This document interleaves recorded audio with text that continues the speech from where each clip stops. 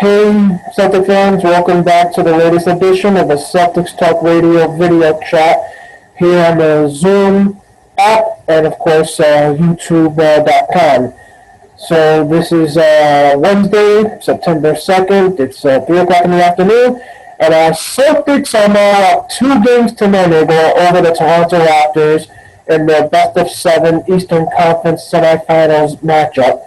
Of course, the winner of this series takes on the winner of the Milwaukee Bucks and Miami Heat series in the Eastern Conference Finals, which right now that series between Milwaukee and Miami is currently Miami up 1 game to nothing, with Game 2 scheduled just a few hours from now to take place.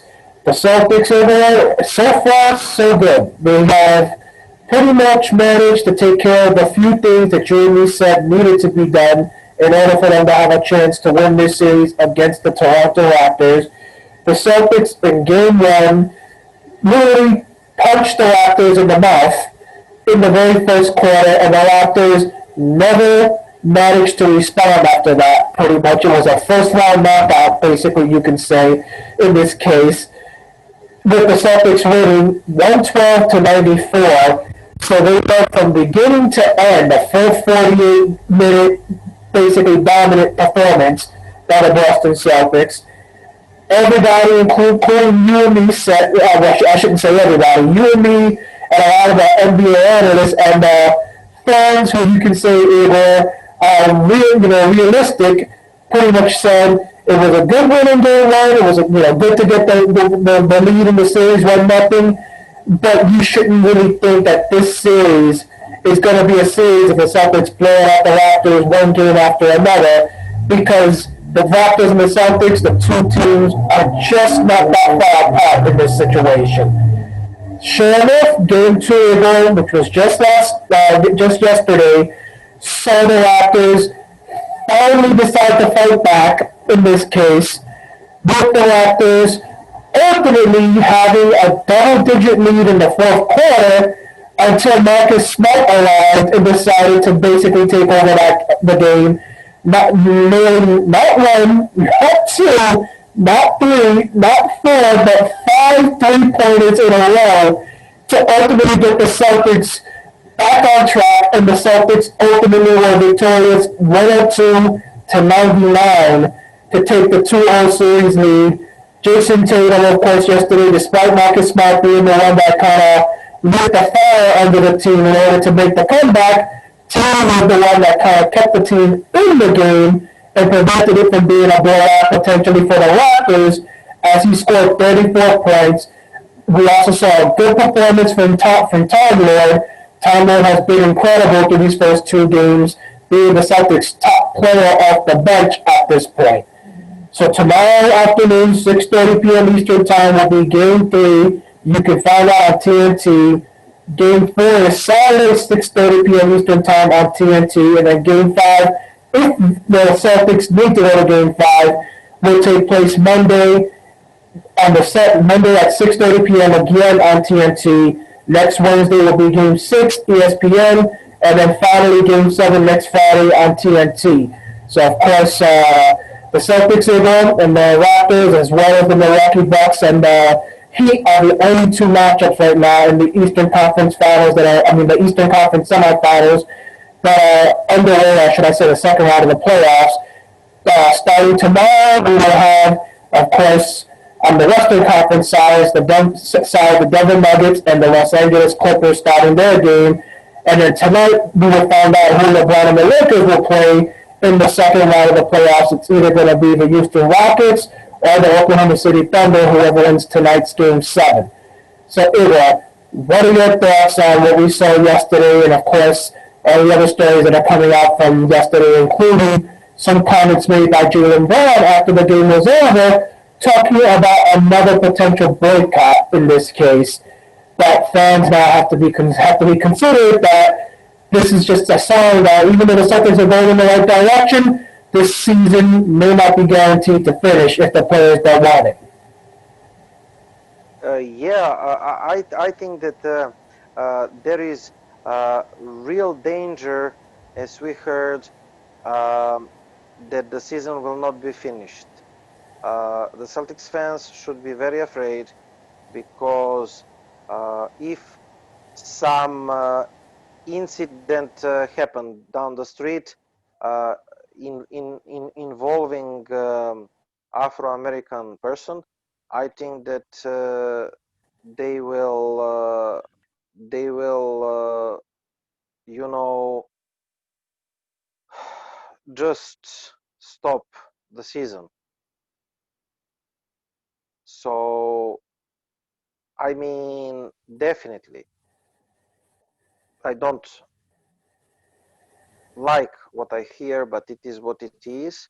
Um, we talked about boycott and social justice.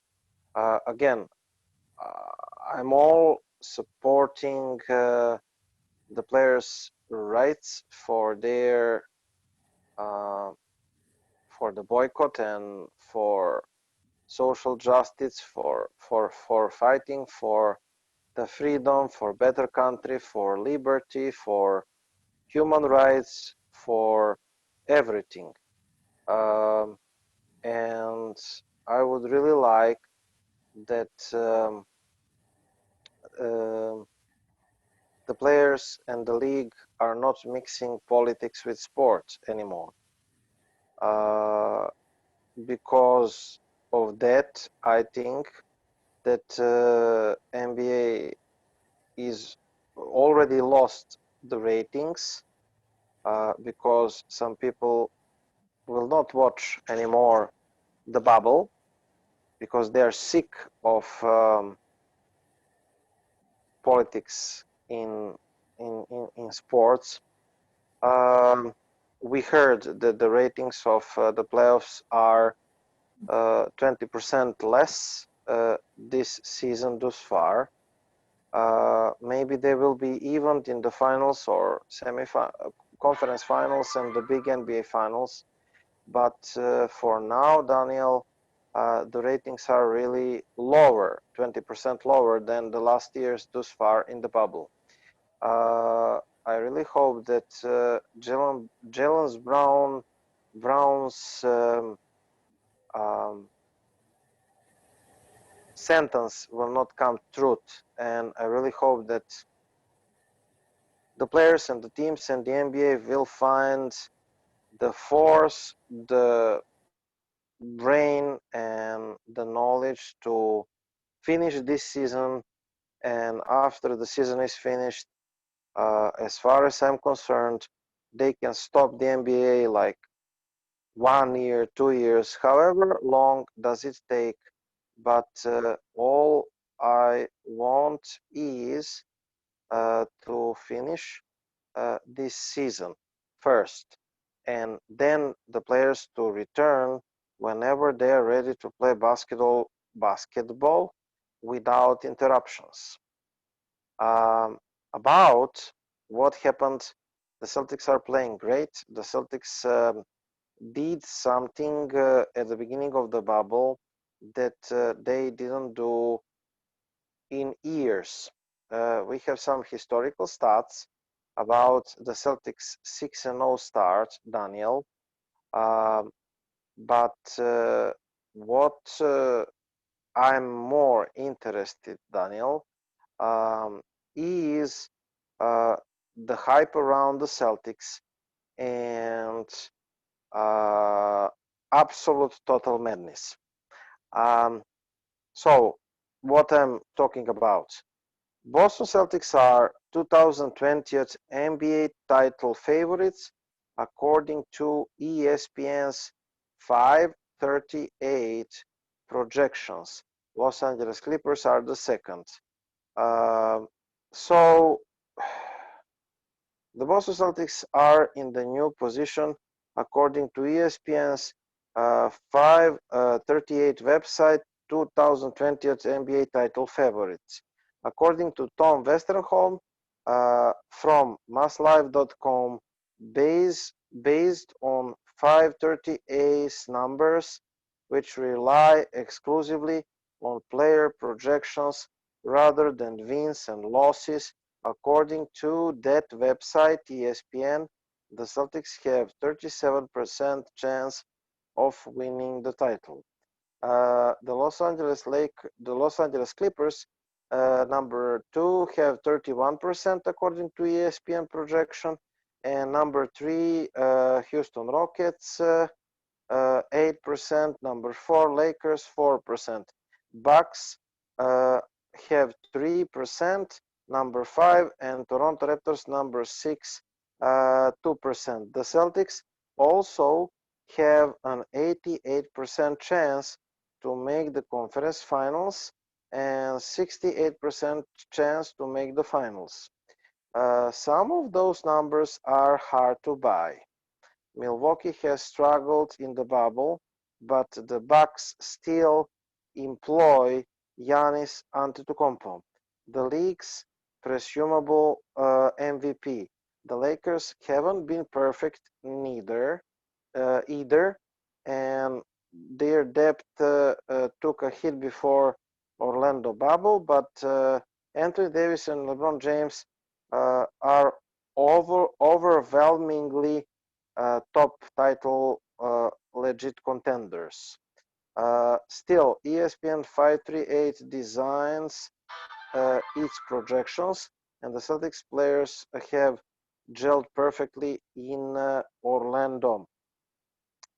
The Celtics have reason to feel good about their present position, and but actually, what's happened, Daniel? So ESPN, the site that you and I have been criticized for years, put the Celtics in number 1 spot during the season, and before the season they were like number 7 before the playoffs, number 6 or 7, I cannot remember.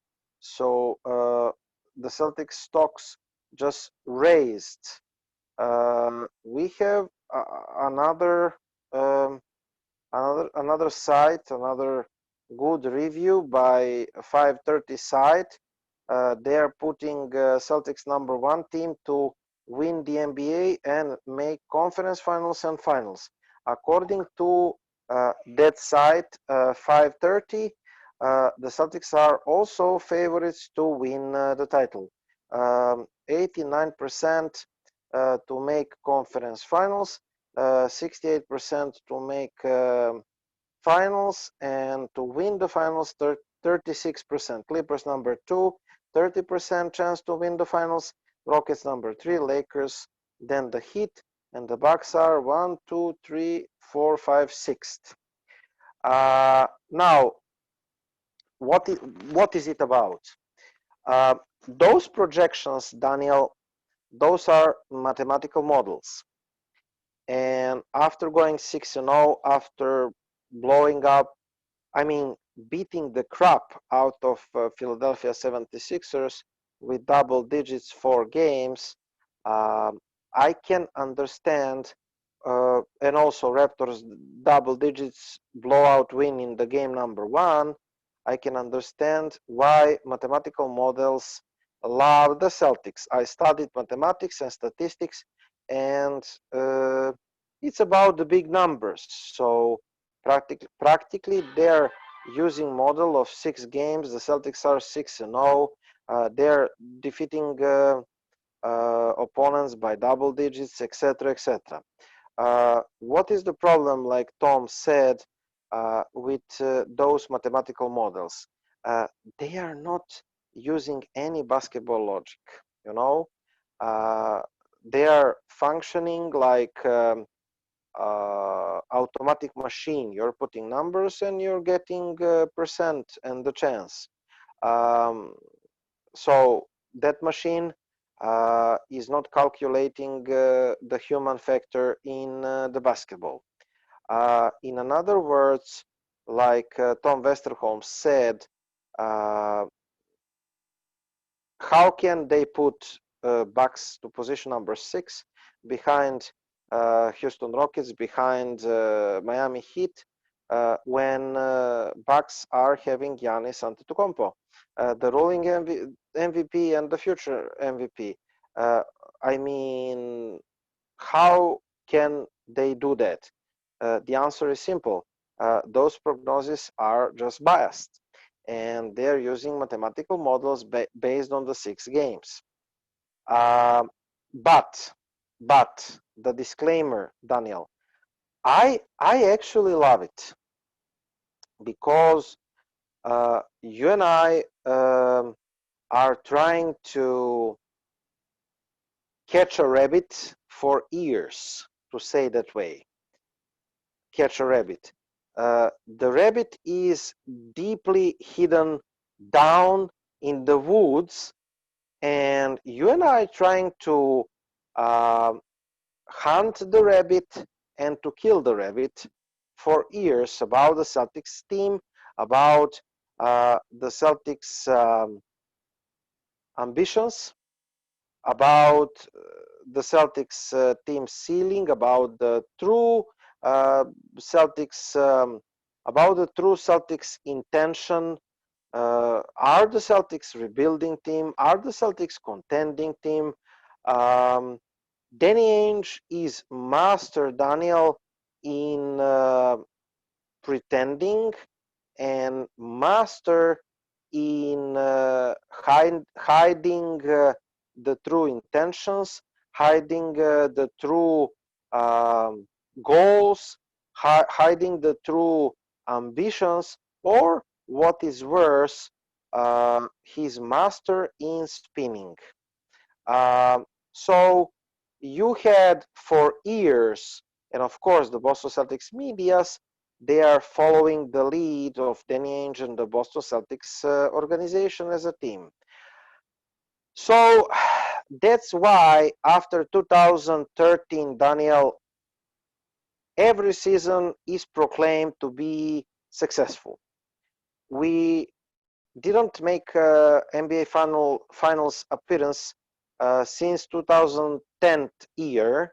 And if my memory is good, and my memory is pretty solid, Daniel, in 2010, in 2010 year, um, that trip to the NBA Finals, that loss in the NBA Finals is proclaimed by the players themselves and also the coach Doc Rivers then as a big failure because it literally came down to the one last quarter of the game 7 2010. Then Kobe Bryant had like, I cannot remember, 15, 20 free throws in that period, and we didn't have Perk, and it happened what happened. Lakers won it. What I'm trying to say is, since 2010, Daniel, every single year, the Celtics are hiding their true uh, ambitions in the season, just like the snake is hiding its legs. You cannot hunt down what are the true ambitions of the Celtics. Boston Celtics medias, they are happily participants of that spinning, and the Celtics fans, they are also happy participants of that spinning, and they always find every excuse for every single loss and every single failure. So since 2013, Daniel, and that trade, no season is proclaimed officially as a failure, even that with 25 wins or 20 wins, 2013-14. So we had excuses like, um, we are the young team and we made it to the playoffs the second year. We are the young team, then we won the playoff series, which is great. We are the young and upcoming team with Isaiah Thomas that reached Eastern Conference Finals. Okay. We are the young and upcoming team that reached Eastern Conference Finals with Brown and Tatum. Okay. We didn't fulfill the full potential of 2090 team because, 2080 team because the two best players were injured. Then then some other excuse, and some other excuse. Actually, Daniel, I'm going to tell you that I love the situation in which the Celtics are officially, from some unofficial sites and ESPN, proclaimed after 6-0 the title contenders. Can that happen? Yes. Do I think that the Celtics are legit contenders? No. I still think that at least three teams are the true contenders. I didn't change my mind. Milwaukee Bucks, Los Angeles Clippers, Los Angeles Lakers, they're ahead of Celtics. Uh, the Celtics can be top 4 or top 5 contenders. I totally agree. Uh, this is what is reality. But since they are proclaimed, not from us, Daniel, which is the best thing, but from ESPN, official medias, unofficial sites, since the Celtics are proclaimed to be the biggest favorite to win 2020 title, Daniel, I publicly said yes. I had discussion with our friend Craig Strauss at our page. I said, quote, Craig, my man, do not make life of the Celtics fans easier. Because, Daniel, majority, 70% or more of the Celtics fans, they are claiming that Jason Tatum is top 5 player and that the Celtics are legit contenders and that the Celtics can win the title this year. Absolutely great. I totally agree. But if you claim that, Daniel, if you claim that as a Celtics fan, everything else except winning the title this season is a failure.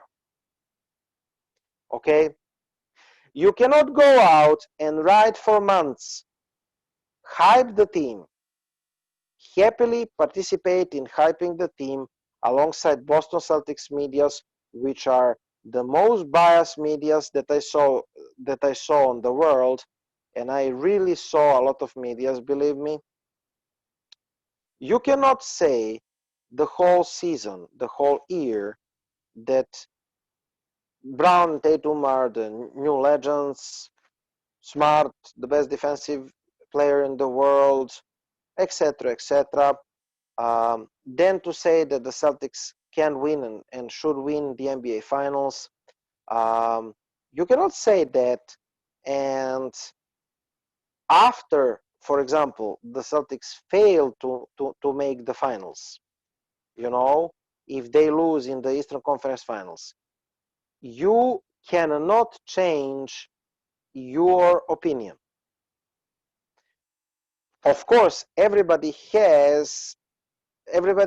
have the right to change the opinions, but they cannot expect you and me to accept those people as serious.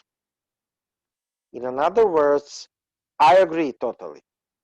The Celtics are the best team, the Celtics are title contenders. And everything else besides reaching the finals, winning the title, is a failure. And there is no excuse. You cannot use excuses like injuries, officials, youth of Jaylen Brown and Jason Tatum, because you're claiming that Jason Tatum and Jaylen Brown are the superstars, right? Nick Nurse complained the other night about Jason Tatum's 14 free throws. He said that Jason Tatum didn't deserve to have 14 free throws. He's having superstar status. So, great. Tatum is having superstar status, and you're claiming that Brown is superstar also. On the other hand, uh, when you claim that the Celtics should win the title, you don't have excuse for losing finals. Losing in finals, according to those people, is absolutely failure of the season. And I really do not want to hear excuses from those people that are publicly saying that the Celtics can win the title this year. And those people are not you and me. I don't want further to waste time. What do you say about it? Well, you and me are seeing the same tone in this situation. Obviously, people gotta realize that for you and me, what we're simply saying is that if you're gonna put these guys on the same level as LeBron James, Kevin Durant, Kawhi Leonard, and some of these other top players in the league, Giannis Antetokounmpo, then you gotta understand that you gotta say about them the same thing you would say about those guys if they don't make it and don't win this year. If LeBron and the Lakers don't win, everybody's gonna say it's a failure. They should have won this season. They know it. It's a complete failure on their end. If the Clippers don't win with Kawhi Leonard, it's a failure. That's how everybody's going to title it and everybody's going to basically label it. Same thing with, Durant. If he would have been playing right now with the Brooklyn Nets, in this case, it would have been a failed season. It's going to be the same thing with Giannis and the Bucks if they don't make it to the Eastern Conference, make it to the NBA Finals. In this case, it's a failed season. So winning a championship for guys like that means that that's the ultimate, goal, and anything short of that is a fair season. Then why should guys like Tatum and Brown and Kemba, if you're willing to put them up on that same level as those players, why should the treatment be any different in this case? Daniel, also we discussed in the previous chat, the Celtics fans, they are mad at us because we said that remember, out of top 5 biggest contracts of all the time, the 3 or even 4 contracts, the 3 contracts are from this very team. Okay, the 3 contracts are from 2020 at Celtics. So you cannot tell that it is surprise that the team with I discussed that with I discussed that with my friend. You practically are having the 4 maximum contracts. Yes, excuses again for Tatum and Brown. Brown is entering, Daniel, his second contract the next season. Okay, I agree. But he's 12% from 12% from maximum contract the next season. Tatum will be the highest paid player in the Celtics history. You cannot have excuse with such a team with the 4 maximum players next year, probably. You cannot have excuse not to reach NBA Finals.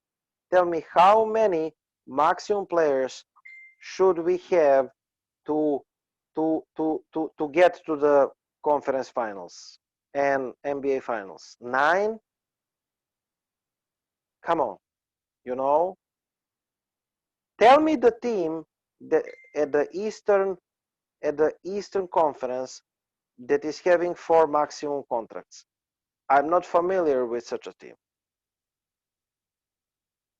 You? Yeah, but think about it. Let's just put it like this, no offense, to the fans. What's the other team we know of that had 4 max contract caliber players on it at the same time? Golden State, ladies and gentlemen. Golden State. Yep. If you're Jason Tatum and Jaylen Brown on the same level as Durant and LeBron and company, that means you're technically saying that you're in a position where you have the capability of having 4 guys that can match up Steph Curry, Durant, Thompson, and Draymond Green when those 4 are together. Just think about it, Put the 4 players from each team in order. Steph Curry was obviously your number one in this case. Kevin Durant was number two. Klay Thompson was number three. Draymond Green's number four. So, ladies and gentlemen, if Tatum and Brown are in top five in your list already of NBA players, or top 10, you're saying Tatum is up there as a number one right next to Steph Curry. Tatum Brown as a number two is up there capable of going toe-to-toe one-on-one with Kevin Durant. Kemba Walker as your number three is as good as Klay Thompson, and then Gordon Hayward would basically match up Draymond Green in this case. That's that's basically the argument we're making. And did anybody give those guys a pass when they lost in this case? Especially if all of them were healthy? No. What about if they had three of the guys? In this case, the top three. Curry, Durant, and Klay. Did that ever basically become a situation where people were saying we're going to give them a pass? No, in this situation. People will always say it. That team, that season is a failure if they didn't win. So, if you're going to do it like that against those four, a fantastic four for the Golden State Warriors, well then, you got to do it to the Fantastic Four for the Boston Celtics. As simple as that in this case. Right now, the team is headed in the right direction. You and me, Eva, will have to admit that at this point. You're headed in the right direction. But right now, anything short at this point, especially if Miami somehow knocks out Milwaukee in this round, anything short of a trip to the NBA Finals is a complete failure. Now let's say you make it to the NBA Finals in this case, but somehow, someway, you get a miracle where you're not playing LeBron and the Lakers or Kawhi and the Clippers, well, then you have to hit it out for it not to be a failure. Because at that point, there is no other team in this situation in the Western Conference other than those two that should be able to beat you. Especially because, again, you got Gordon Hayward, who is expected to return and could potentially return for the Eastern Conference Finals if you manage to get by Toronto in this case without him. And so far, you're already halfway there in this case. And I won't be surprised if both this matchup and the one with Milwaukee and Miami was to go 6 or 7 games in this situation. But at that point, if you got Gordon Hayward back and you're playing Miami in the Eastern Conference Finals, you should be beating that team in this case. Because what do they have? Really, Jimmy Butler is the top guy. But then again, ladies and gentlemen, you said Jason Tatum is a top 5 player. Does anybody put Jimmy Butler in the top 5? No. So Jason Tatum is just as good, if not better, than Jimmy Butler in this case. So Jimmy Butler shouldn't be the difference maker in that series. Tatum should be capable of matching him up play for play and negating Jimmy Butler's impact. Now, we go down to what? Who's next? Goran Dragic? Who puts Goran Dragic anywhere near the top 10 in this league? The next player of the Heat, Daniel, is Bam Adebayo. He's all-star player, but he's not superstar. Who puts him in the top 10? What NBA analyst has said that Bam Adebayo is a top 10? No one. Nobody. So, ladies and gentlemen, if Jaylen Brown is top 10 in my opinion, then he should have no problem basically outdoing Bam Adebayo, which now brings Kemba Walker against, like I said, maybe Goran Dragic in the third in this case. And we've seen Kemba and Dragic basically go toe-to-toe in the past, having some good matchups, which at that point, like I said, next would be Gordon Hayward if he's healthy. And Gordon Hayward is definitely better than the first player on the Miami Heat in this case. You know? I have found Daniel informations that I search. The biggest contracts in the Celtics history. Listen to this, ladies and gentlemen. I underline why Daniel and I are so uh, hard judges to this team. Biggest contracts in the Celtics history. I repeat, the biggest contracts in the Celtics history. Um, Kemba Walker, 141 millions. Gordon Hayward, 128 millions. Al Horford, 113 millions. Jaylen Brown, 107 millions. Paul Pierce, 79 millions. And the next summer, rookie maximum extension for Jason Tatum projected to be 158 millions if the cap stays 107 millions in 2020 first 22nd. I repeat, the biggest paid, the highest paid player in the Celtics history the next summer will officially become Jason Tatum, projected to be 158 millions, and that is, if I'm correct, with 4 years.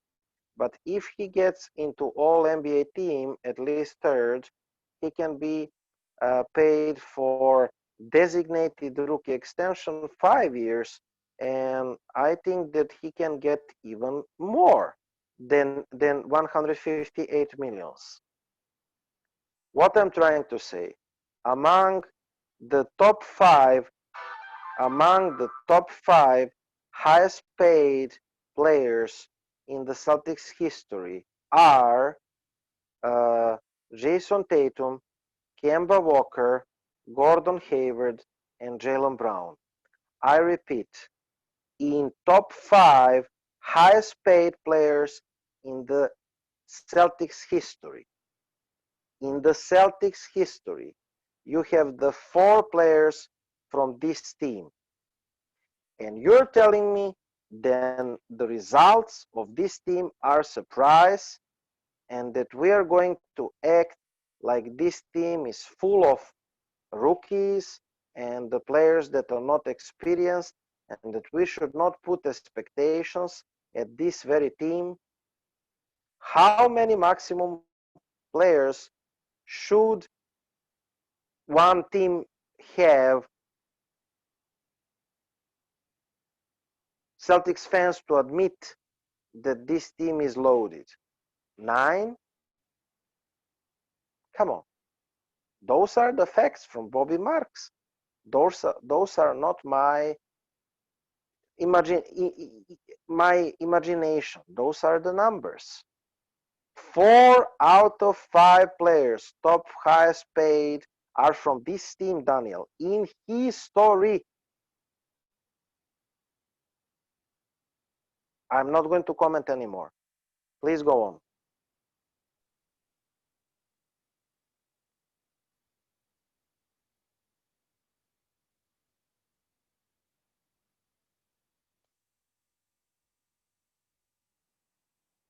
I cannot hear you for some reason, Daniel.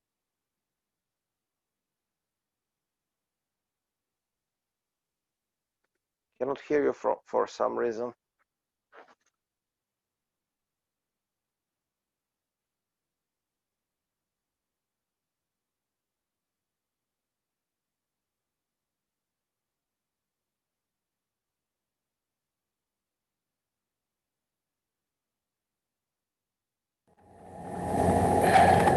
Okay, now I can hear you. Talk Okay, talk so something. hopefully I'm loud enough now in this situation. But again, you and me, one thing people seem to forget when it comes to fans is the fact that we have to be realists because we're not just average fans. That's the problem. You know, ladies and gentlemen, what do you think people on TV have to basically at times say things about the teams they like and basically, choose against them. It's because if they're not being realistic, then really, who the hell is going to want to listen to them in this case? Many sports fans out there may be wrong to go the route of continuing to constantly say, oh, my team is going to basically win regardless if my team is made up with a bunch of preschoolers and they're playing a professional team, they're still going to win somehow. Trust me, you do that, then it's obvious you're just a delusional person. So it's the same thing here. There are certain teams with certain players that you can say they're a bad matchup for your team, while other teams, it'll be a good matchup for you in this situation.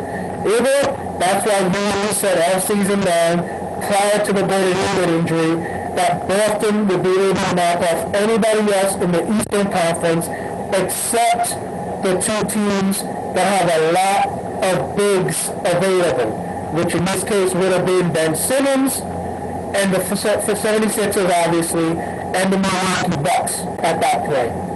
Instead, what have we seen? You get to face the 76ers, which would have been a golden opportunity to test out if me and you were absolutely correct with what we said. But unfortunately, you faced them without Ben Simmons.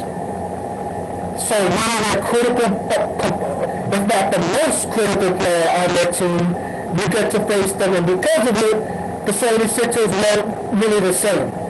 They were the same team that you managed to play, that managed to beat you 3 times out of 4 during the regular season. Fast forward now to round 2. We said either the Celtics can knock off the Raptors in this case, but we questioned, can you get the job done without Hayward? You put the Raptors as the favorites, and technically, we're not the only ones, ladies and gentlemen. They were Raptors were the favorites officially before the start of the series. We didn't say anything which is stupid. Yeah. In every betting odds. And we're not the only ones. Look at the people connected to the Celtics that basically have said it. You have Kendrick Perkins, Brian Scalabrine, Antoine Walker, all these people that you fans praise basically from the Celtics past, the Toronto Raptors to win this series after Gordon Hayward went down. So it's not like me and you did anything different than some of these other people. Stephen A. chose the Raptors to knock off the Celtics, and so he is currently shocked with the fact that it's now 2-0 Boston, and now he says the series is over, that he doesn't feel the Raptors will be able to come back in this case. Max Kelly, I agree. Can't believe it in this case either. He says the Raptors, he's the only one that at this point still seems to feel that the Raptors can make a comeback from that show. In this case, you got Nick Wright. He's the only one that claims that he actually did choose the Celtics to win this series, shockingly, after he's talked so much crap about them all season long, in this case. So, our reaction over to the Gordon Hayward injury and the fact that you really said the feelings about Daniel Tice and the bench were the top 2 reasons why we were not willing to go the route of actually choosing Boston over Toronto. We said unless something out of left field takes place that we normally see happening, that normally doesn't happen, takes place, they're not going to win. And what have we seen here? The 2 games, Time Lord has carried the Boston bench, shockingly. Robert Williams is not showing what he's capable of in this case. And as a matter of fact, in this situation, yesterday we even saw him hit a jump shot. When's the last time we've seen anyone Tice, maybe, and Cantor, anybody else from the Celtics in terms of the really tall bigs, hit a jump shot in this situation? So that in itself is a good sign in this case, because now he's going to be able to spread the floor a little bit if he can make that jumper more consistent. And if that happens, that changes the whole game. I sent you over the post on our messenger, from Taylor Snow. Robert Williams has played 62 minutes against the Raptors this season. During that time, he's tallied 37 points on 17 of 18 shooting, 19 rebounds, and 4 blocks. The Celtics have outscored Toronto by 49 points when he's on the floor. So obviously there's something different about playing the Raptors when it comes to time man compared to when he's playing, let's say, the 76ers, because in our one time man didn't make an impact of any time whatsoever in this case. So like I said, people, it's all about matchups. Really. And that's all we're trying to say in this situation. All about matchups, and in this case, you're in a situation where we said, unless the bench has a great performance, which thus far, thanks to time man, through 2 games, your bench has been able to keep up with the Toronto bench. And showing off the Toronto bench, the only one really that thus far through 2 games has had a really good performance is Serge Ibaka. That's something that was even said yesterday on the broadcast itself when we mentioned, I believe it's Norman Powell or something like that, his name. I know his last name is Powell, but they were saying about how he is a double-digit scorer this season, and through the first 2 games, he's been terrible in this case. Let Powell score what he normally does during the regular season, and we lose that game yesterday in Game 2. Despite the great performance of Marcus Smart. So we're just being realistic. We have to be realistic because nobody will listen to us if we're not in this case. We're fans in the group, we're fans, Celtic Nation around the country. If you're not somebody that's a radio host or someone that does video chats like me and Eva do in this case, or isn't somebody that's on television to break down these games, then you don't have to worry about being realistic because for the most part you're not a public figure. You're just somebody that's giving their opinion on social media. But if you're someone that actually has to take to the airwaves or to the TV broadcast or to YouTube to basically discuss certain things, well then we gotta make sure you're being fair and you're basically giving out facts in this situation, because if not, you lose your audience, and after a while, you're just going to have to call it quits. If you're either, what's one of the top reasons why we've been able to do what we do all these years? Because we have remained consistent and realistic and fair when it comes to judging our teams in this situation. And that's something that unfortunately not enough of Celtic Nation seems to understand. But fortunately for you and me, the Celtic Nation outside of the United States seems to understand it and accept it and respect it. But the ones in the United States, on the other hand, are a totally different story. Daniel, listen, in simple words, couple of things I want to say. First of all, it is really, in my modest opinion, childish to call out the people just like the Celtics fans are doing on internet and the social medias. It is really idiotic to call out the Celtics ex-players, the Celtics legends, and every single Celtics fan around the world for different opinion, who said, for example, like Perk and Antoine Walker and Scalabrini, that the Raptors will win in 6. The Raptors still can win in 6, but again, just like Stephen A. Smith, I don't believe that they have the talent up front to do it. This is obvious. Right now, they miss Kawhi and they miss Danny Green more than ever. And what I'm trying to say, you cannot call out the people for the different opinion, because democracy and the Constitution is guarantee you the different right for the different opinion and the right to publicly say the different opinion about it. So you cannot go just like Inquisition in the middle century and um, call out the people and crucify people for the different opinion than you. Okay, this is the first thing what Daniel and I are saying, and the second thing, I really do not have any problem, and you know it, Daniel, with the people that are having different opinion than ourselves, Daniel. The people that I mean, they are in the Celtics hype train since the beginning of the season. Um, Again, everything is okay, but do not change your opinion every single 10 minutes, because if you do, I simply cannot respect you as a person, as as an analyst, as a fan.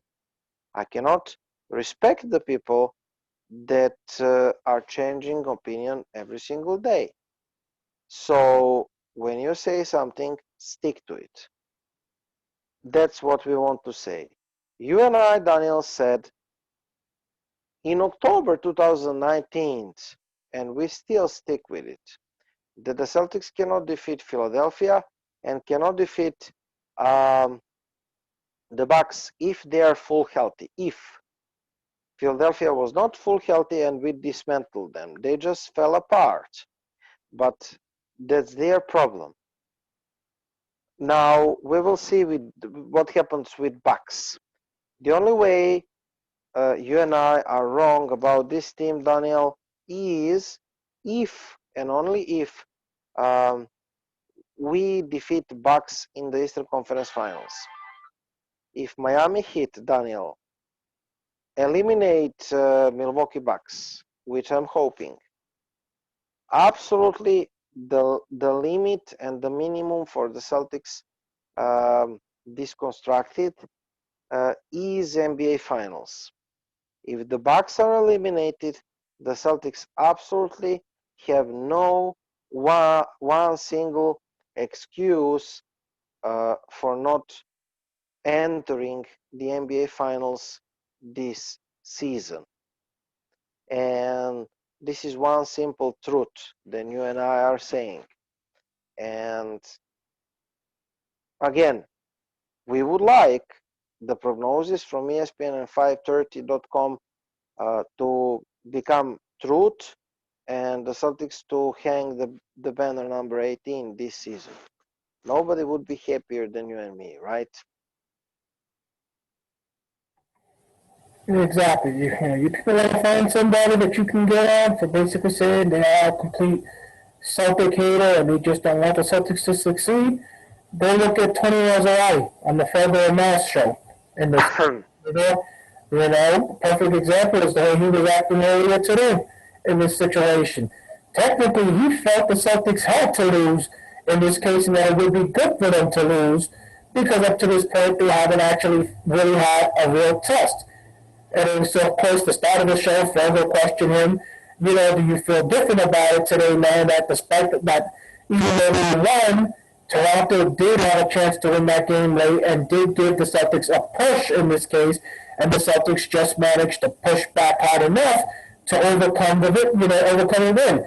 So Miles, said it was a good win, but of course he wasn't happy because he was hoping the Celtics would lose in this case, and he still feels the Celtics need to lose at least one game or so, because he feels it's going to do better for them when it comes time to face the much more better teams like the Bucks, the Lakers, Clippers, etc. So, ladies and gentlemen, that's the type of person you can say is not a Celtic fan and doesn't belong on the Celtic train in this situation, because no matter what happens, no matter who's on the team, that guy never wants you to win in this situation. You know? But for someone like me and Uber and others, it's a different story. We're simply saying in this case, we have a feeling of what we think is going to happen depending on who we play, and we got to give our opinions in this situation. Just like you're going to give your opinion that you think you're going to overcome no matter what the circumstances, Heck, you can have only one player and somehow you still think you're going to be able to beat a team of 15. It's your opinion. Same thing. We're entitled to our opinion, which is why we don't kick nobody out for it in this case when it comes to giving an opinion, unless you actually, get out of line. But there are those there that do, you can say, they just simply don't want the Celtics to win in this situation, and they're totally against the Celtics. And the guys from the Felder Marshall are a perfect example in this case because they really have anything positive to say over the last several years of the Celtics, and yet they're a Boston-based sports show. So, ladies and gentlemen, you want to take frustrations out on somebody? Take it out on those people in this situation. But me and Igor, we're going to give our opinions based on the matchups, based on the stats, based on the evidence in this case. You can like it if basically we support you, or hate us if we go against your prognosis. But it's the same thing basically that's going to happen each and every matchup, each and every year at this point. Yes, yes. A couple of things we must emphasize. Marcus Smart, you said uh, his firing, he deserved credit, and Danny Ainge deserved credit for signing him in such a contract. How many was it? 60 millions, something like that, 4 years. So Daniel, this deal right now is bargain, absolute. But one thing we talked about the contracts, Daniel. Actually, do not forget that Marcus Smart extension is going out. How soon? I'm not correct. I'm not sure. In a year or two, I think in a year.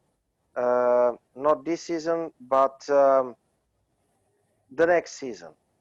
So Marcus Smart will be up for the next contract, and that contract, Daniel, will be, we will see, but higher mid-range contract, let's say that way. Maybe even Jalen Brown's range, 12% from maximum contracts. So Marcus Smart will be up for the extension soon, and this this um, uh, this will be the fifth player that is close to max. Uh, we will have like three max players. Brown 12% close to max, and Marcus Smart. I mean, even if he is 15% close to max, uh, all of that is telling us, Daniel, that most likely we cannot keep the top five players together. And I didn't calculate it twice at all. Um, and most likely that we would likely, we will most likely, knowing Daniel Ainge, we will have to either let Gordon Hayward goes, for example, or we will be paying the huge tax in the next 3 to 5 years. Now, listen, if you have the team like Warriors, you mentioned Daniel, if this team is winning you the titles, you can have four maximum guys, and you can pay Daniel luxury tax because it is worth it. It is giving you championships. It is giving you um, ratings, new sponsorships, and etc. etc. But if you are if you're having four maximum players and you cannot reach NBA finals, I think that there is something wrong with you as a general manager, or with you as a fan, if you wish the Celtics to have four maximum players and you don't want to put any kind of expectations ahead of them, and they have like four out of five biggest contracts in the NBA Celtics history. But again, it is what it is. Marcus Smart and his game, Daniel, improved shooting threes. He was and he still is heart and soul of this team. I never doubted him. Uh, older listeners will remember when Marcus Smart was drafted, everybody was talking that his shoot is broken. He is like damaged goods. The Celtics can never make a player out of Smart. We said, Daniel, even when he was shooting like 27% from three, that Marcus Smart is different animal. And I feel, Daniel, just like I felt, and you agreed with me, just like the players like Jason Kidd or Steve Nash that didn't have the perfect jumper or efficient shoot outside, uh, Marcus Smart could learn and eventually could potentially could be above average 3-point shooter. Right now, Marcus Smart is probably the third valuable player at the Celtics team, or fourth. Uh, it depends the way you look. For me, it is not surprise that uh, Marcus Smart was the game winner alongside Kemba Walker with the last shoot step back. I mean, for me, it is not surprise. Marcus Smart was and is heart and the soul of the Celtics, and we are lucky to have him. And again, I really hope that he will retire in Boston. What do you say about Smart's clutch performance the other night, Daniel? Well, I think it's time to officially give Marcus Smart that giant C on his jersey. Give him the role of a captain in this situation because he's earned it. Technically, if you don't have that giant performance by Marcus Smart yesterday in the fourth quarter, you don't win yesterday's game whatsoever. As simple as that. As good as Jason Tatum played in this case, up to that point, Marcus Smart was the one that won that game yesterday. You know, because even with Tatum basically playing great, you were still trailing at that point, and you were down double digits once Marcus Smart finally chose to wake up and start letting the shots go in. And again, 5 3-point shots in a row really he pretty much erased the entire Raptors lead on his own in this case. Obviously, he had a few, big time plays down the stretch defensively in this case, but none of that happens if you're not here. It wasn't Jaylen Brown that made those 5 3-pointers in a row, even though Jaylen Brown, he had a big 3-pointer towards the end in this case, but the one that made that comeback was him. And then, of course, you had a couple big shots by Kemba in this case. But question now is, can Marcus Smart continue to do that consistently? It took him 3 quarters yesterday, but he did get on a roll. Game one, I think he scored 21 points. Marcus Smart, in my opinion, if he can actually keep the offense going and actually become more of a consistent shooter like Tatum and Brown, I could make the argument he might be actually more valuable than Tatum and Brown and worth more money than those two. If Yep. you get a shooting performance in a shooting game like those two. Because he does more on the defensive end than either of those guys in this case. He's capable of pretty much guarding anyone on the defensive end because of the smarts he's got in this case. Those two it's a different story. The only thing that those guys got right now that puts them ahead of Marcus Smart is the fact that they have an offensive game and can get a shot on their own in this case. But if you give Marcus Smart, let's say Kemba Walker's type of shooting ability, plus you keep him in his defensive, intensity and defensive, minded skills, that man right there becomes automatically the best player on your team in this case, and possibly a top 10 player, top 5 player in this league. You know, so he's worth it. That's the captain for your team, in my opinion. The one taking the captain position after Paul Pierce, walked away because we really haven't given it to no one since then. And as long as you got Marcus Smart around, you have a chance to keep making a run. One last thing for this chat. It was very interesting. Brandon Ingram from New Orleans Pelicans officially won, if I'm correct, the most improved player award, and Jason Tatum and Jaylen Brown didn't get love from the people all around NBA. And Daniel, I think that for those which are following the NBA, this is valuable lesson of how the NBA is working. And outside of Massachusetts, outside of Boston's fan base, I'm not sure that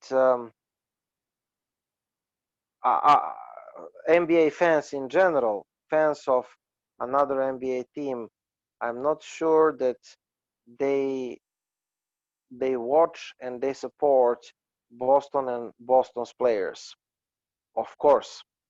Uh, so Jaylen Brown and Jason Tatum, they're good kids, and a lot of comments under that post. Um, the most improved the most improved player of year award. And one note, Daniel, um, I mean, uh, Jason Tatum and Jaylen Brown, they are still not recognized around the NBA as superstars. This is what you and I have been talking the whole year. Maybe the next year, maybe 2022 or 2023, they will be recognized as um, game-changing guys, champions, hardcore part of the new Celtics dynasty. So I really hope that the Celtics, those 2020 Celtics, can become dynasty. Um, I'm not afraid of the Raptors in these playoffs. It uh, it was obvious that something was going on with them. And at the end, I want to underline, Daniel, that the series between Toronto Raptors #2 and Boston Celtics #3, the series is not over. I think that the series will be over officially uh, when the series will be over if and when the Celtics uh,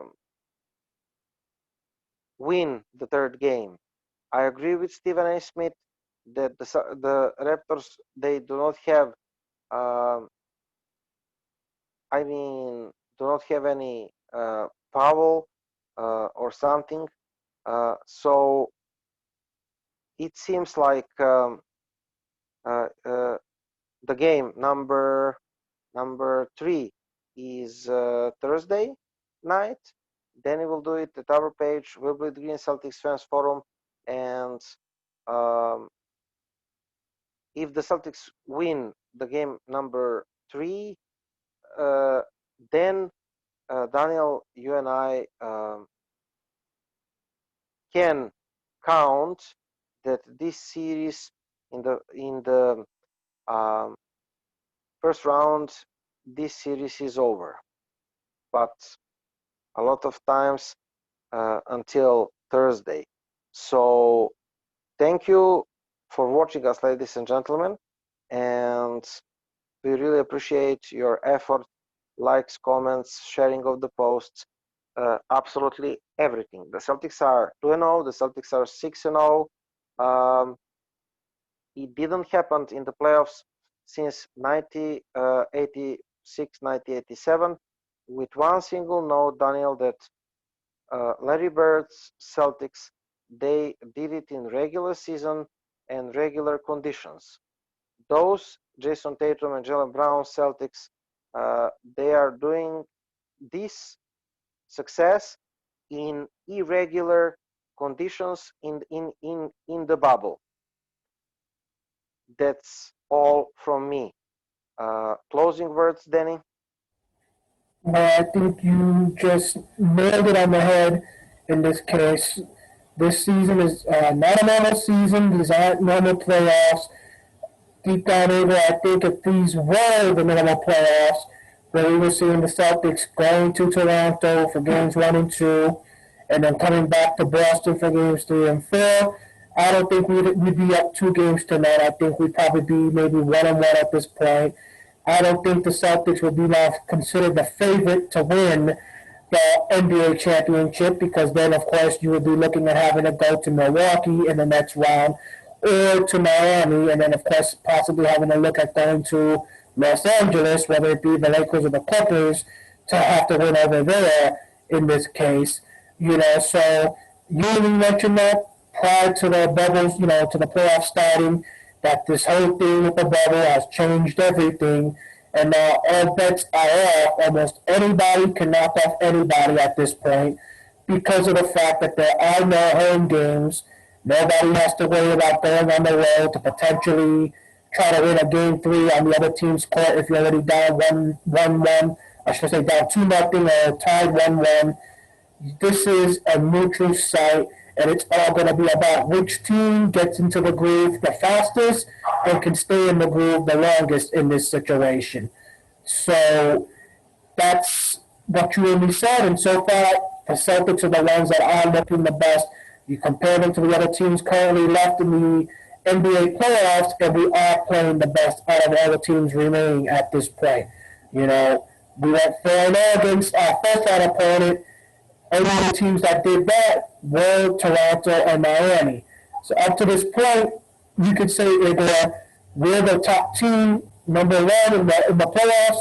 Miami is number 2, as they're the only other team still undefeated at this point. We'll see if basically they can remain undefeated in a few hours when they take on the Milwaukee Bucks in game 2.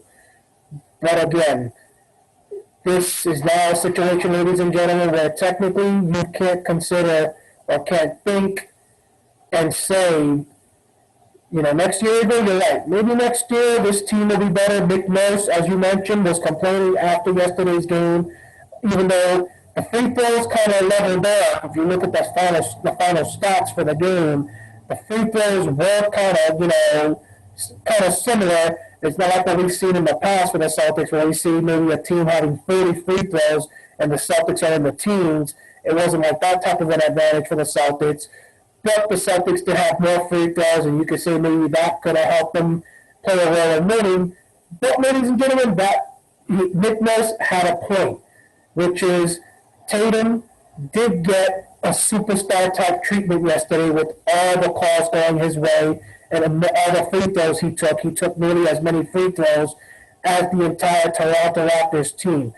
That, ladies and gentlemen, is the type of treatment guys like LeBron, guys like Durant, guys like Curry, guys like James Harden and company all get. And the difference between Tatum and those guys is that Tatum doesn't get it every game. The moment he starts getting that type of treatment every game is the moment that the NBA and the officials have officially deemed him as an NBA superstar and one of the top players in this league. But until that point, ladies and gentlemen, he's just a normal, up-and-coming all-star in this case, or maybe you could say a tier-1 superstar in this case, just like you could say for Donovan Mitchell and Jamal Murray. Well, of course, we saw those two guys over the last last 2 weeks have a tremendous,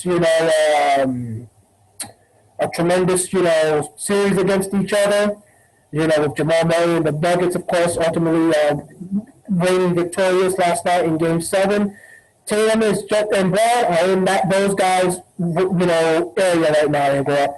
They're on the same level as those two. They're on the same level as, you can probably say, some will say maybe Luka Doncic is ahead of them, but possibly the same level as them. They are not, I would say even same level as Paul George. I don't see Paul George as one of the top NBA superstars in this league. I see him down there, tier 1, tier 2. But Tatum and them, until maybe next season, depending on what they do in these playoffs, you're not going to be able to put them in that tier 1 with LeBron and company, because those guys have dominated the league, dominating their teams and making their teams overcome the odds for too long in this situation. And Tatum and Brown, they're just starting in this case. Just like with Tom Brady, he got the role or the title of being the GOAT in the NFL, greatest of all time as quarterback, because of what he did over his entire career. Well, you got to give it time for Tatum and them in order to get up there into that top tier in this situation. I don't think either Tatum or Brown will ever be the greatest of all time. In this case, of course, we all know that belongs to Jordan, and then LeBron is probably the second in this case. But you're going to have to give those guys, depending on what happens. If they can make it to the NBA Finals then you possibly move them up, basically maybe to tier 2 or something like that. But if you don't make the finals after being, let's say, you lose to the Raptors after going up 2-0, if you lose here, it's a choke job on your part. If you face the Miami Heat next round and you lose to them, it's a choke job on your part in this situation. Only way I can say I can live with us not making the NBA Finals is if you get to go against Milwaukee next round and they beat you, and it being a situation where the officiating plays a role. At that point, I can live with the results. Anything other than that is a complete failure and choke job, in my opinion. So I guess we can call that the end. So tomorrow, 6:30 p.m. Eastern Time, ladies and gentlemen, we will have the game for you in the group in this case. I will have your play-by-play coverage. And then, of course, Friday night at Friday evening, 6 p.m. Eastern Time, we will be live for Celtics Talk Radio, in this case, to recap Game 3. And then Game 4 will be Saturday. It will have your coverage. So we will talk to you all then.